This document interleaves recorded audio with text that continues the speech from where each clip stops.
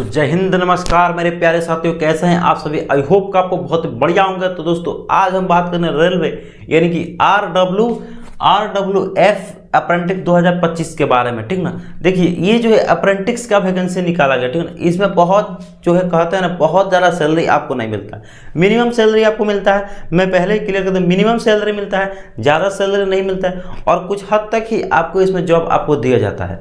बस समझ में आया। अप्रेंटिस का मतलब मैं समझा देता हूँ। यहाँ पे वर्ड आया है क्या, अप्रेंटिस। देखिए ध्यान से, ये अप्रेंटिस आपको जो है बहुत सारे जगहों पे आप सुने होंगे, नहीं भी सुने हो कोई दिक्कत नहीं है, मैं आपको समझा देता हूँ। देखिए इससे बारीकी से बात करेंगे, कितना आपका एज लिमिट रहने वाला, ठीक ना, क्या सैलरी मिलेगा, क्या सिलेबस रहेगा, कि और कौन कौन से इसमें फॉर्म अप्लाई करते हैं, एज लिमिट क्या, कौन सी कैटेगरी के लिए फॉर्म अप्लाई, बारीकी से बात करें, ठीक ना। देखिए ध्यान से, पहले मैं बता तो अप्रेंटिस ये होता क्या है। देखिए अप्रेंटिस होता है कोई भी सरकारी डिपार्टमेंट या फिर प्राइवेट डिपार्टमेंट, बात समझ में आया।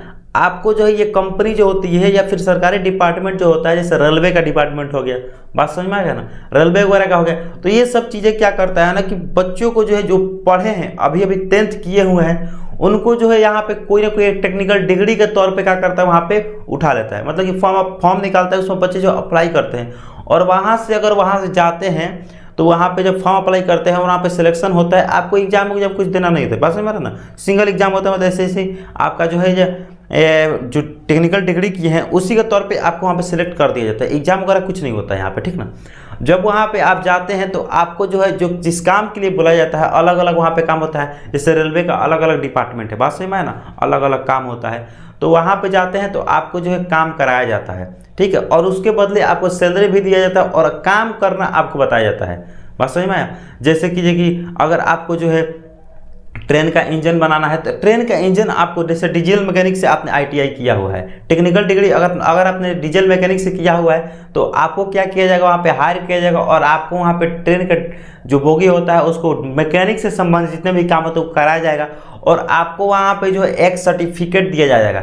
जैसे कि बोलते हैं ना, कुछ काम किए रहते हैं तो आपको सर्टिफिकेट मिलता है, तो उस जो सर्टिफिकेट मिलता है उस सर्टिफिकेट को लेके जा करके आप जो सरकारी जॉब करते हैं तो बड़े से बड़ी कंपनी में आप जॉब कर सकते हैं या फिर बड़े सरकारी डिपार्टमेंट आप काम कर सकते हैं और आपको जो है वहाँ पर लाखों सैलरियाँ मिलती है, बस समझ में।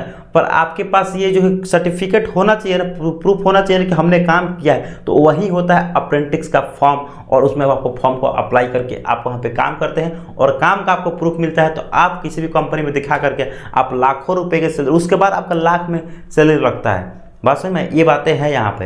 अप्रेंटिस का फ़ायदा यही होता है आपको करने का कि आपको जो है आगे चल करके आपको जो है बहुत ही ज़्यादा लाभ होता है। सरकारी जॉब वालों से भी दोगुना तिगुना आप यहाँ पैसे कमाते हैं, बात समझ में आया। तो ये होता है अप्रेंटिस, वहाँ पे काम सिखाया जाता है और उसी काम को आपको डिग्री भी देता है। हाँ, अगर आप ये सोच रहे हैं कि अभी हम काम करने जाते हैं वहाँ पे, तो क्या अभी हम जो सीखेंगे तो क्या हमको टाइम पैसा मिलेगा? जी बिल्कुल मिलेगा।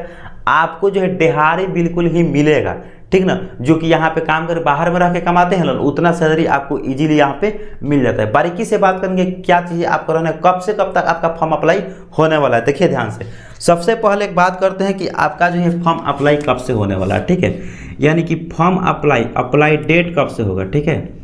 ये अप्लाई कब से हो रहा है, तो अप्लाई ये 1 मार्च से स्टार्ट हो चुका है, ठीक है। 1 मार्च से आपका ये अप्लाई हो रहा है और 1 अप्रैल तक ये अप्लाई होगा, ठीक है। 1 अप्रैल तक ये क्या होगा, अप्लाई होने वाला है। ओके, तो आई होप क्या इतना समझ चुके होंगे अप्लाई कब से कब तक हो रहा है। तो आज है 17 और आपको बहुत ही 13 दिन बाकी है। इस 13 दिन में आप अप्लाई आराम से कीजिए और यहाँ पे ले सकते हैं, ठीक है। अब बात करते हैं कि आपका जो है अप्लाई मोड क्या रहेगा। तो अप्लाई जो होगा ये जो है ऑनलाइन के द्वारा होगा, ठीक है। ऑनलाइन वेबसाइट, उसका मैं लिंक डिस्क्रिप्शन में डालने की पूरी कोशिश करूँगा, वहाँ से भी जाकर अप्लाई कर सकते हैं। या फिर गूगल पे सर्च कीजिए सरकारी रिजल्ट, तो वहाँ से वैकेंसी में न्यू अपडेट में जाकर लेटेस्ट जॉब में जाकर के आप इसको भी देख करके वहाँ पे फॉर्म अप्लाई कर सकते हैं, ठीक है। देखिए यहाँ पे ऑनलाइन के द्वारा आपका जो है फॉर्म अप्लाई होने वाला, ठीक है। ऑफलाइन नहीं होगा बल्कि ऑनलाइन होगा। आप अपने साइबर कैफ़े के द्वारा भी जाकर के वहाँ पर आप कर सकते हैं, ठीक है। और एक और बात करते हैं कि फ़ी पेमेंट आपका कितना लगेगा, फ़ी पेमेंट कितना लगने वाला है, फी आपका कितना लगेगा जब आप अप्लाई कीजिएगा। तो अगर आप जनरल OBC के हैं, ठीक है, जनरल के हैं और OBC कैटेगरी के हैं, तो आपको यहाँ पे 100 रुपये देने होंगे। 100 रुपये आपको जो है अप्लाई करते समय देने होंगे। बाकी किसी भी कैटेगरी का आपको 0 रुपये लगेगा एक। बाकी अगर इन दोनों के अलावा कोई भी कैटेगरी है, जैसे SC हो, ST हो, यहाँ पे EWS हो, तो सबके क्या लगेगा, यहाँ पे 0 रुपये लगेगा। और हाँ, फीमेल कैटेगरी है अगर आप, और फीमेल के लिए भी यहाँ पे 0 रुपये लगने वाला। फीमेल के लिए किसी भी कैटेगरी के हो, ऑल इंडिया के लिए होने वाला वैकेंसी, ठीक ना। तो ऑल इंडिया के लिए होना, फीमेल के लिए जो है एक भी फी यहाँ पे नहीं लगेगा, मतलब कि नो फी यहाँ पे लगने वाला है, एक भी फी आपका नहीं लगेगा, ठीक है। अब बात करते हैं उसी तरह से कि आपको जो है एज कितना से कितना मांगा गया है इसमें, ठीक है।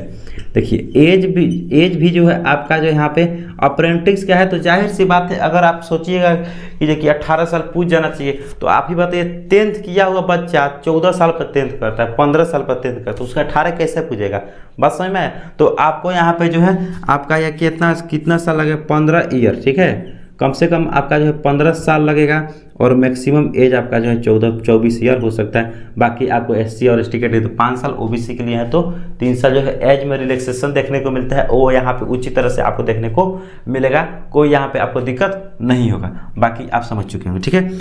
अब बात करते हैं कि आपको जो है ये देखिए, ये आपका एज लिमिट हो गया। टोटल वैकेंसी कितना निकाला गया, टोटल पोस्ट कितना है।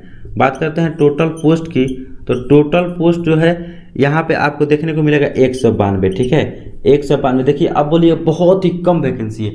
अप्रेंटिस का फॉर्म है, बहुत ज़्यादा लोग यहाँ पे फॉर्म को अप्लाई नहीं करते हैं, ठीक ना। अप्रेंटिस का फॉर्म में ज़्यादा लोग यहाँ फॉर्म को अप्लाई नहीं करते हैं। अब बात करते हैं सैलरी आपका कितना मिलेगा, ठीक है।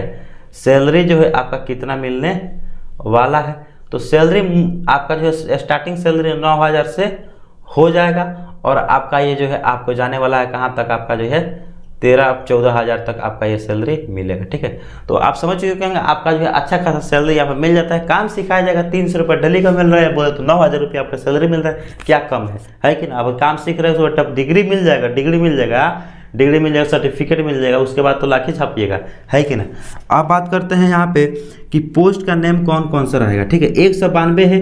देखिए मैं आपको ऑफिशियल नोटिफिकेशन पर भी ले चलूँगा, वहाँ पर भी आपको बताने की कोशिश करूँगा, ठीक है। पोस्ट का नेम जो होने वाला है वो अप्रेंटिस वेरियर ट्रेड के नाम से होने वाला है, ठीक है। पोस्ट नेम बता ही देता हूँ, यहाँ पे लिख देता हूँ, ठीक है।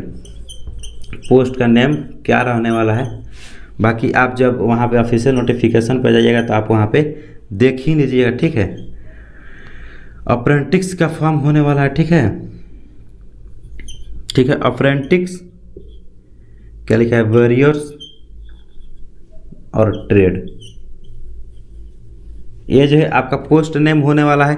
योग्यता की बात करते हैं, आखिर योग्यता क्या होनी चाहिए इस फॉर्म को अप्लाई करने के लिए, तो आपको जो है 10th पास होने चाहिए इस फॉर्म को अप्लाई करने के लिए। और हाँ, ITI एंड इसी के साथ में क्या होना चाहिए, आपके पास ITI होनी चाहिए। ये जो है टेक्निकल डिग्री है, और इसका जो है आपके पास डिग्री होना चाहिए, सरकारी से हो या फिर प्राइवेट से हो, आपको ये कंपलसरी है, ये चाहिए। अब मैं चलता हूँ आपको ऑफिशियल नोटिफिकेशन पे, आपको बताता हूँ कि आपको जो है पोस्ट वाइज, यानी कि कौन से ट्रेड से हैं आप, जो है ITI किस ट्रेड से किए हैं, तो आपको जो है उसमें कितना ज़्यादा वैकेंसी निकाला गया, किस ट्रेड में कितने ज़्यादा वैकेंसियाँ निकाली गई है, ठीक ना। और कितने वैकेंसियाँ किस जाति में, मतलब किस कैटेगरी में निकाली गई, उस पर भी बारीकी से बात करूँगा। तो चलिए मैं चलता हूँ स्क्रीन पे, आपको मोबाइल स्क्रीन पे सारी चीज़ें बताने की कोशिश करता हूँ। तो देखिए दोस्तों, ये जो है स्किल इंडिया वेबसाइट और रेल व्हील फैक्ट्री, यहाँ पे आप देख सकते हैं, यही वाला मैं आपको जॉब के बारे में बताया था, ठीक ना।